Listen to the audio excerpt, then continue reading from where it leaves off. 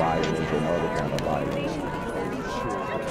Get away! I could be at work, at school, in my car, and I can still get shot by the police. But I can get shot anywhere. So it is what it is.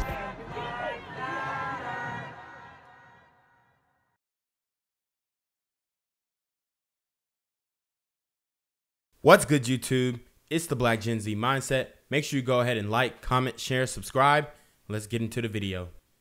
So as you can see, guys, I'm gonna show you this Zoom call. It kind of sums up the attitude of a lot of these criminals now. They're not just emboldened when it comes to larger crimes or crimes that incur a heftier penalty. They're emboldened to the petty crimes, and this is a pure example of such. So let's get into it. Okay.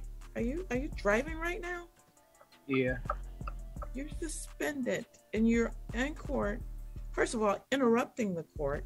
So this guy is in Zoom court, which this is why a lot of these criminals are able to get off, because they don't have to show up to court. They just get on a Zoom call. It's so much less impersonal. They're not meeting the judge face to face. The weight of accountability is basically pushed back, okay? And they don't really have to face a lot of things that they're doing. Like, you know, in driving on a suspended license, it sounds like something petty, but it can be an indicator that these people are out here committing other crimes, okay? That's why traffic patrol police and stuff like that is important, because people who will commit traffic infractions usually are, you know, willing or able to commit other crimes. I'm not even driving. I'm parking somebody's car because they couldn't park. That's all I was doing. Like, my car is a female car. Parking in the tight spot for it. All right. I'm going to need you to park the car and get out of the car, okay? So he was in his girl's car, or the woman that he's dealing with's car. I mean, he absolutely doesn't care. I mean, you know, and I'm not saying he's a bad guy, but it's a representation of the way that a lot of these folks out here, they're taking the criminal justice system as a joke. But we're supposed to be convinced that we are oppressed and this, that, and the third. It's like, bro, when you have folks driving on a suspended license, still driving, don't care, like still on that hot stuff, it's like, bro, we can't even help you at this point. If you're having a bad day, just say that. I'm not having a bad day until you started talking while driving at the same time that you're suspended. Look, and this man went and talked back to the judge, and look at the other guy in court who's laughing. It looks like this other brother, Tyler Lewis. You know, I don't know, he might be in court as well, and he might be like next up to get whatever sentencing or punishment, or letting them know the terms. I don't know how these Zoom courtrooms work. Okay. Are you driving right now? Yeah. You're suspended and you're in court. First of all, interrupting the court. I'm not even driving. I'm parking somebody's car because they couldn't park. That's all I was doing. Like, my car is a female car. Parking in the tight spot for it. All right. I'm going to need you to park the car and get out of the car, okay? If you're having a bad day, just say that. I'm not having a bad day until you started talking while driving at the same time that you're suspended. You see, Tyler Lewis think it's funny. And I'm showing you guys this video as well, because this one is kind of another indicator of the state of the culture. We definitely got the single moms out here, and they are, I guess they're bringing their kid to work around hot grease, other people's food, bringing a baby, you know, who could be coughing, burping, all types of stuff, pooping, peeing, like, to a restaurant. I mean, it's different out here. Ain't no fucking way, boy. Boy, ain't no way, boy. Boy. Excuse the language. But yeah, Shorty has her kid at work. She has on a different color than the other workers, so she might be a manager. But I mean, this is what not staying with the father looks like. or choosing a bad mate. It's one of the two. Either way, or maybe he left. We never know. But at the end of the day, and that's a real light-skinned baby too. So I don't know. The daddy might be white, but this is ratchet. I mean, I can't say anything else, but it's ratchet. You know, I guess she can't afford a daycare, so she brings the kid to work.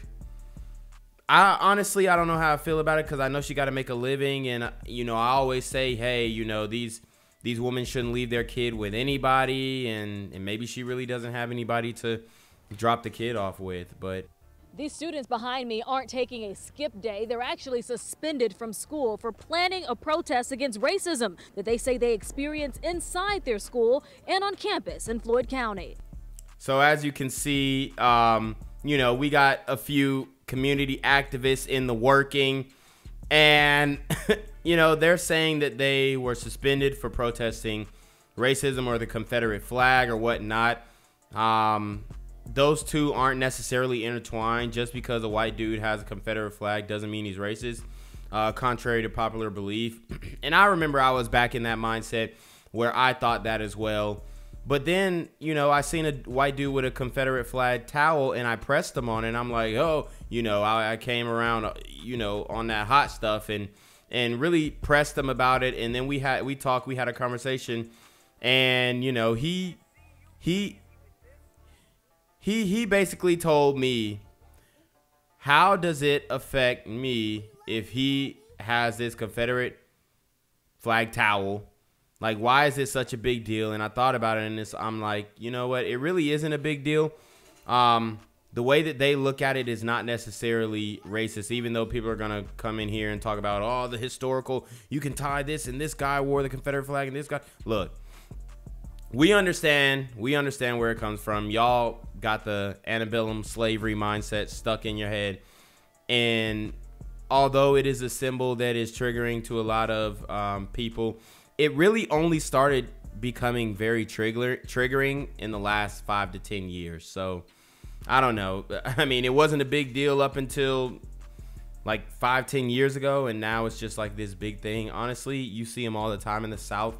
You can't be in an uproar over every Confederate flag you see. This is what started it off. Students reportedly flying Confederate flags and spewing racial slurs on campus at CUSA High School earlier this week. Now, if they was out there saying certain things, I don't know, but, you know, I'm not mad at them having their little protest. The black students and white and Latino classmates spoke up and planned a protest against racism. I felt really disrespected how the school didn't do anything about it. And when we're not allowed to wear BLM stuff all over ourselves, and then they are allowed to carry a racist flag around. Yeah, and that's a problem. You gotta let everything ride. Like, if you're gonna let the Confederate flag ride, you gotta let them do the BLM thing. Even though I don't rock with the BLM organization, you gotta let everything ride. So that's definitely unfair, and that's why I did this story, because I wanted to point it out and just show you guys that there are little things that are giving people justification of why they're going so hard on the racial stuff. But it's just like, you know, two people holding the Confederate flag is like, bro, why didn't y'all just confront them two people? Early Friday morning, police had the campus lined, keeping the student protest line back. Administration had warned the day before it would clamp down, making this announcement. The administration is aware of tomorrow's planned protest. Activities of this kind will not be allowed here at CUSA High School.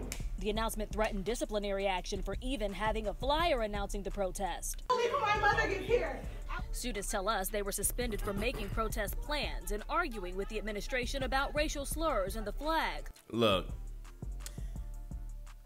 sisters, y'all gotta stop trying to set it off every time you got a disagreement. When you raising your voice and yelling and pointing your fingers and doing all this, like, that's probably why y'all got suspended, because y'all over here, like, if they told y'all not to do it and y'all went against the rules, you knew there were disciplinary actions. Even though it ain't fair, you can't come out in the back, you can't come on the back end and be, you know, yelling and screaming I feel like we got to start handling things more diplomatically, man. And that's when people will take us seriously, because it's like, it's hard to take Shorty seriously when she's just, you know what I mean? But students say those suspensions were only for certain kids, black students. All the African Americans that was up there, they suspended them. They didn't suspend me. They didn't suspend her either. The reason why, I'm sorry, but the reason why the white girls didn't get suspended is because they was not going buck wild. Maybe if they confronted y'all and y'all said, okay, boom, we ain't gonna have a protest, we gonna dead it, whatever, then it would have been all Gucci. But they kept escalating, they kept pushing, and then when they get, hey, you gotta leave, you know, they're going hammer. I didn't see none of the white girls arguing like that. Maybe they were. I don't know, though. And we both disrupted all the 8th grade classes. Their parents tell us they were served suspension papers not only by the principal, but by police. I made multiple calls to the school district with no response, so I looked into the state data for suspensions in Floyd County. In 2020, it breaks it down by race. 8% of black students were suspended. Okay.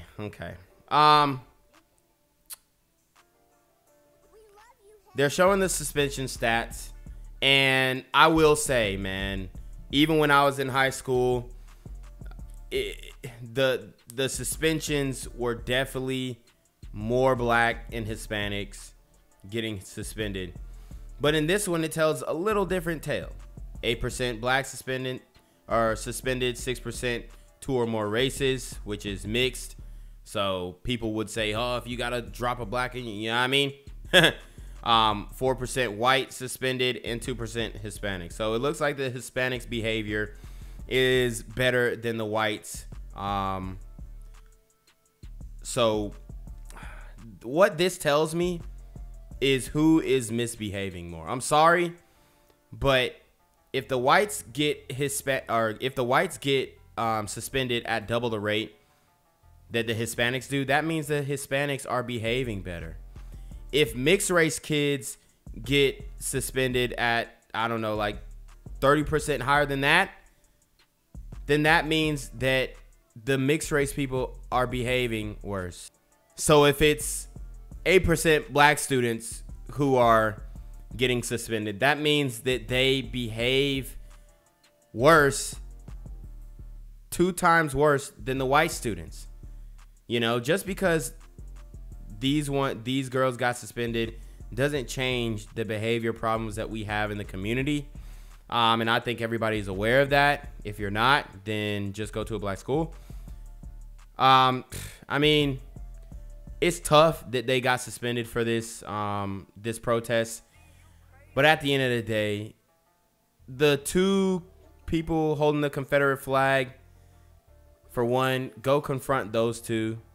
You know, it's not everybody in the school who is on that. For 2, they didn't come in announcing that they were going to do that. They just pulled up with the flags and rocking it, okay? So that's why they probably didn't get suspended. Because they weren't out here promoting it as if, you know, it was some organized thing, even though the school told them not to promote it. Like, you know, there's so many nuances with this. I'm not saying that this school isn't racist or anything like that. I'm just saying that if you televise and if you broadcast, hey, we're gonna do a procast, you passing out flyers like you passing out like flyers to go to the club, then you're gonna get caught. The highest number, 6% were 2 or more races, 4% white, 2% Hispanic. These students saying they want all of that to change. The parents tell us they're upset to know their complaints have gone unresolved so far, and now their kids will have to miss homecoming after being suspended from school. We'll have more from the school's leadership on our CBS 46 app. Reporting in Floyd County, Haley Mason, CBS 46 News. The news, all new at 6, an accused cop killer is now in custody in Georgia. In the past 2 hours, here are the pictures that we got of the arrest. The Georgia Department of Public Safety says a SWAT team captured 43-year-old Damian Luke Ferguson this afternoon. You can see him there in the handcuffs. So remember we did this this story on Mr. Ferguson, and he murked the cop on his first day of work. The cop had a whole family. Listen to why he did it. Just listen to why. I told you I'll keep you updated. We're not going to dwell on this for too long, but just listen to why he did it. It's crazy. We are told the arrest happened less than a mile from the Alamo Police Department in Wheeler County, and that is where police say Ferguson gunned down an officer. This is about 90 miles southeast of Macon. That officer was 26-year-old Dylan Harrison. He leaves behind a wife and a 6-month-old. Authorities have not released details of what led to that shooting early Saturday morning. And guys, just on that police shooting, I did want to highlight that they revealed that Buddy killed the cop because he arrested his friend earlier. So it was in retaliation for arresting his friend. These dudes is on demon time. Gobert, a 19-year veteran of our department, was ambushed while in his patrol unit. Preliminary information indicates that Trooper Gobert was shot and killed in the area in which an early morning homicide occurred.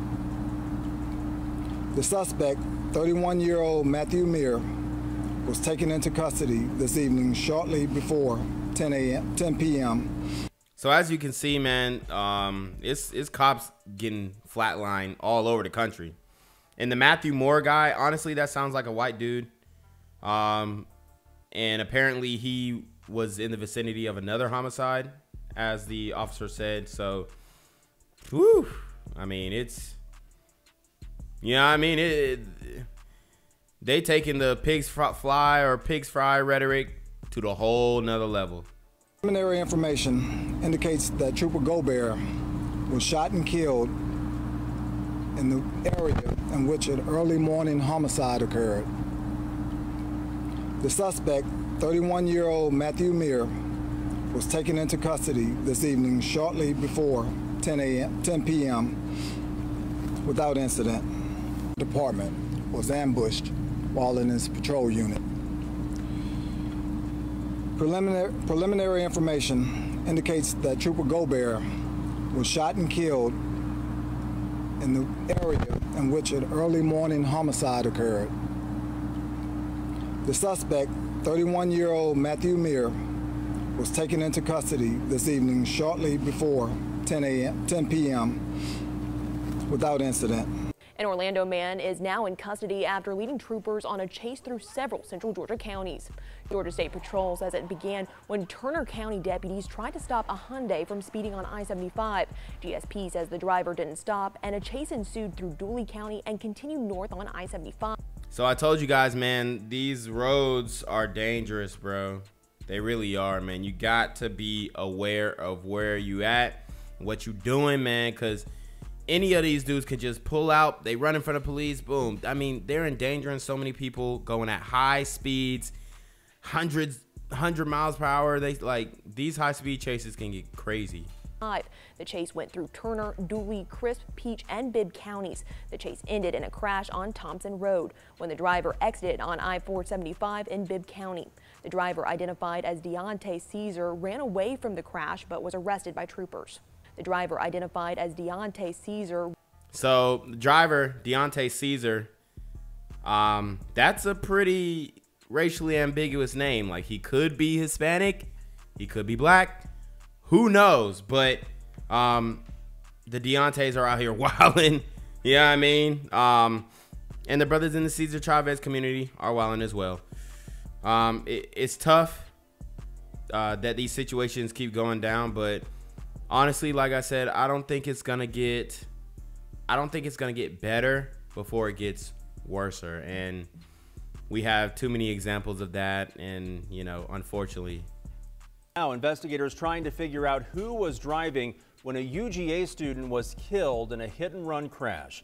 20-year-old Arriana Zarse died early Saturday morning, and tonight we're learning more about what happened just a week after she helped raise thousands of dollars for charity.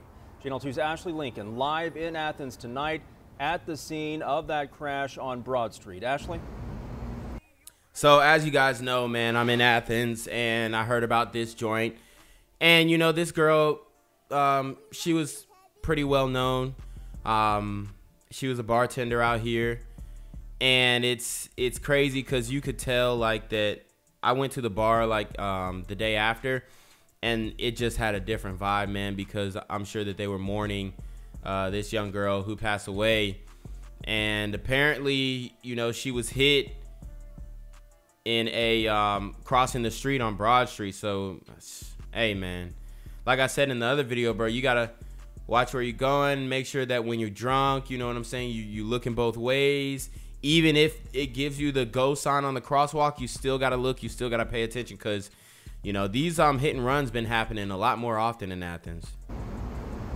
Justin, difficult time for those who knew Zarse. I want to show our viewers this little memorial that's starting out here. As you can see, someone has placed flowers out here at the spot where this horrible accident happened. According to police, they tell us that she was getting ready to cross this crosswalk. Dang, yeah, I know exactly where this is, man. So, sheesh, that's going straight down Broad, past the train tracks. Here on Broad Street before a car came driving westbound and hitting her. She was saying about what a high it was, and it was the biggest high of her life. By unanimous decision. Oh, so she was fighting too. She was, oh shit. In the blue corner, you don't know when you're with someone for their last 7 days. It was a week ago. Keith Kepner says he was celebrating Arriana Zarse's win of a charity boxing match. The fact that we got to share that with her was really beautiful. Today, friends of the 20-year-old are leaning on those memories as they mourn after the University of Georgia student was killed by a car while crossing this section of Broad Street near Foundry early Saturday morning. We all need to be reminded of this from this horrible experience about we never know when our last 7 days are here, or we're not going to be here tomorrow, because it's a fact of life. Kepner says he trained Zarse for 2 months to prepare her for that charity boxing match. Very positive, very go-getting, exceptionally impressive. Athens Clark County Police say Zarse was walking with a friend at the time. That friend wasn't injured after someone driving a Honda Accord struck Zarse before driving away. Damn. And Buddy just took off, man. She was taken to an area hospital where she died. Our staff has gotten, pretty close with her. We're going to do a moment of silence to remember her. And we're also going to put up something in the gym to make sure that we don't forget just how precious life is. Heartbreaking. Ashley, do we know if police have made any arrests in this case yet? Yeah, we do not know that at that time. What we do know is that they were able to locate that Honda Accord. They did say that they are still investigating, figuring out who exactly was driving that car. Now, we did find that Zarse is from Austin, Texas, Justin. Someone who clearly made a big impact in her short life. Thank you, Ashley. So, guys, this is the guy who ended up hitting her, Donterris Gresham. Hey, man, this dude bugging for real. Left the scene of the crime. I mean, come on, G. Come on, G.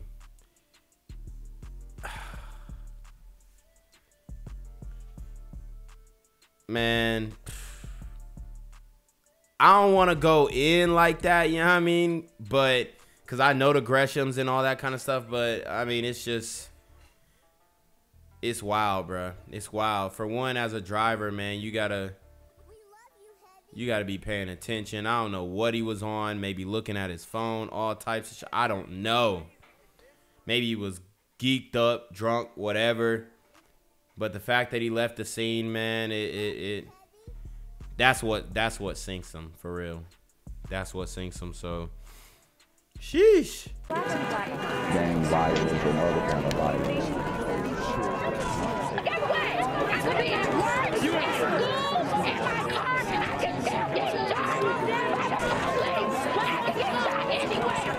So it is what it is.